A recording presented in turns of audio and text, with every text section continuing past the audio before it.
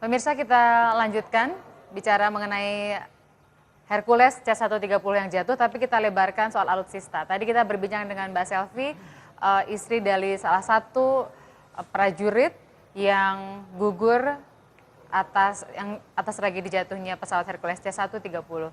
Gambaran Mbak Selvi ini kalau buat saya pribadi menaruh hormat yang luar biasa, salut luar biasa kepada ketangguhannya, ketegarannya, berumah tangga belum sampai setahun, baru betul merasakan bersama-sama kurang dari sebulan kemudian ditinggalkan dalam kondisi sedang mengandung.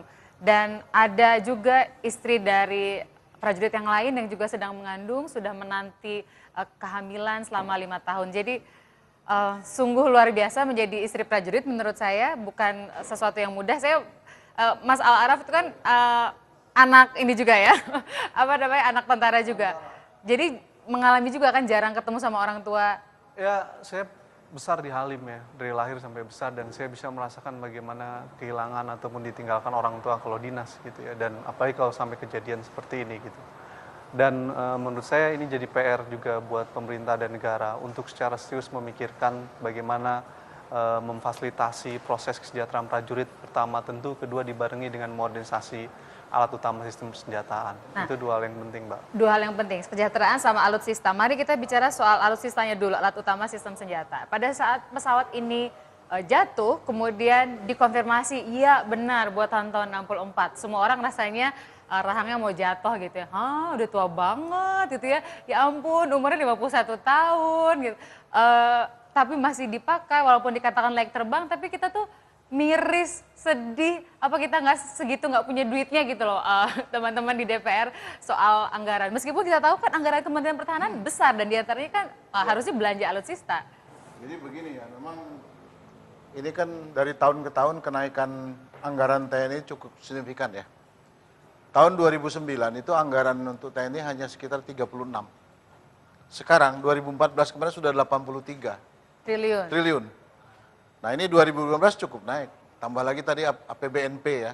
Nah oleh karena itu ke depan kita harus mengembangkan alutsista ini yang modern gitu ya. Kita tidak mau lagi menerima pesawat hibah. Walaupun sebenarnya pesawat hibah itu tidak salah-salah betul kan gitu. Karena dia pesawat itu kan tidak berarti kalau dia habis jam terbang terus dia grounded kan. Dia kan bisa dinolkan lagi jam terbangnya. Artinya tergantung pada pemeliharaan. Namun memang sebaiknya kita ingin pesawat-pesawat yang baru. Nah ke depan kita ingin ini kan TNI ini sangat kekurangan satu pesawat angkut militer seperti Hercules itu. Itu sangat penting. Kenapa? Kita untuk menghadapi 3 trouble spot ya, bersamaan. Nah itu memerlukan satu alat angkut militer yang betul-betul bisa menjangkau 3 tempat. Jadi kalau dalam bayangan Bapak, harusnya yang sekarang ada yang tua-tua itu diganti yang baru dan langsung dinonaktifkan sama sekali atau gimana? Tidak diganti yang baru, ditambah. Ditambah. Nah, karena gini jadi ya, yang lama tetap dipakai dong Pak? Iya, kan tidak berarti lama itu jelek kan. Kalau dia pemeliharaannya bagus, kan. Nah, oleh karena itu nanti kan Komisi 1 sekarang ini kita sudah membentuk panja alutsista. Oh udah awal tahun kemarin. Nah inilah panja ini yang akan bekerja nanti pertama mengevaluasi seluruh alutsista TNI, ya, termasuk pesawat tempur. Nah pesawat tempur kita ke depan atau alutsista lainnya tidak sekedar pengadaan. Kita ingin alutsista TNI itu yang dia memiliki kemampuan deteren yang tinggi. Contoh misalnya, sekarang kita tidak punya kapal selam. Begitu kita punya 2 kapal selam itu deterennya luar biasa. Nah, angkatan bersenjata yang kuat termasuk bagian dari diplomasi. Bapak ini bukannya bahaya Pak ya? Hah? Kita siaran disaksikan banyak orang, ada orang asing nonton terus tahu, oh Indonesia negara segede gini kapal selamnya cuma 2 gitu. Bukankah itu juga. sesuatu? Enggak. Kita bukan punya 2. Andai kita punya 2 saja tuh sudah dari tidak punya kan begitu misalnya. Okay. Oh kita punya sekarang. Saya ingin sampaikan gini, hampir semua negara membuat apa yang disebut dengan defense white paper, itu menjelaskan tentang kondisi persenjataannya, bahwa persenjataannya tidak mengancam negara lain dalam konteks itu. Itu semua melakukan, dan PBB pun memberikan beberapa data masing-masing negara kekuatan kapabilitas persenjataannya seberapa besar. Jadi itu sudah dalam rezim transparansi dan akuntabilitas dalam level internasional. Yang ingin saya sampaikan adalah saya sangat menyayangkan sebenarnya pada tahun 2007 Kementerian Pertahanan pernah membuat kebijakan pertahanan negara tentang postur pertahanan negara. Di dalamnya itu disebutkan ada beberapa alat utama sistem persenjataan yang dalam kondisi kritis. Jadi kalau dihitung dari seluruh angkatan darat, laut, dan udara, persediaan kekuatan kapabilitas persenjataannya hanya 60% yang siap. 40% itu dalam kondisi yang tidak siap. Nah, untuk pesawat dan lain sebagainya biasanya mereka melakukan retrofit, upgrade, dan lain sebagainya. Tapi ada satu catatan di dalam kebijakan postur pertahanan tersebut disebutkan ada alutsista yang kondisinya kritis.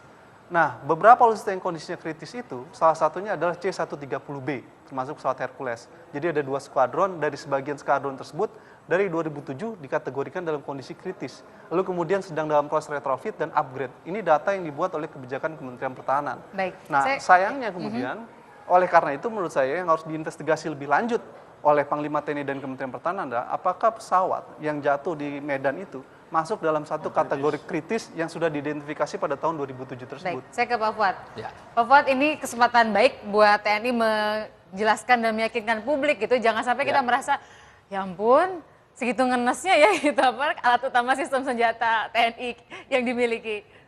Silakan Pak. Jadi yang perlu saya sampaikan yang pertama begini Mbak ya, usia pesawat itu tidak sama dengan usia manusia.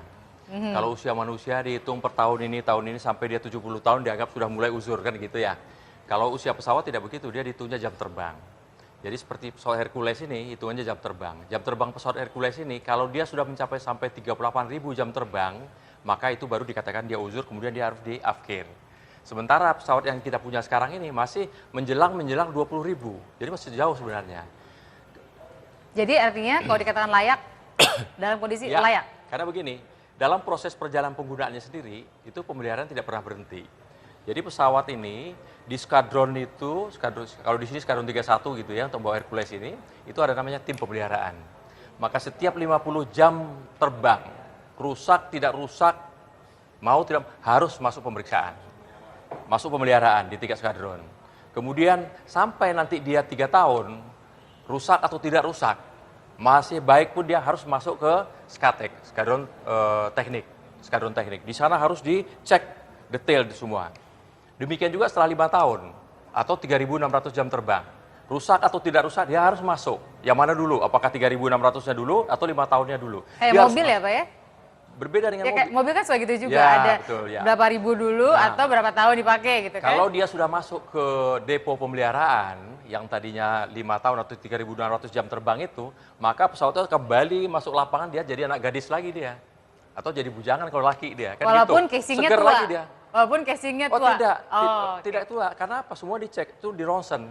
Maksudnya gini Pak, model bodinya tua, Oke, ya bodinya kan? tidak berubah. Bodinya nggak berubah Bodinya kan? tidak Seperti berubah, misalnya mobil, ya. kita beli tahun 80. Nah, Masih kalau- oke, tapi bodinya kan tetapnya Ya, betul, tua kalau betul, bodinya. betul. Jadi itu yang kita ini kan. Jadi kita nggak bisa mengatakan, oh pesawat ini tua. Tuanya dari segi apa dulu gitu loh.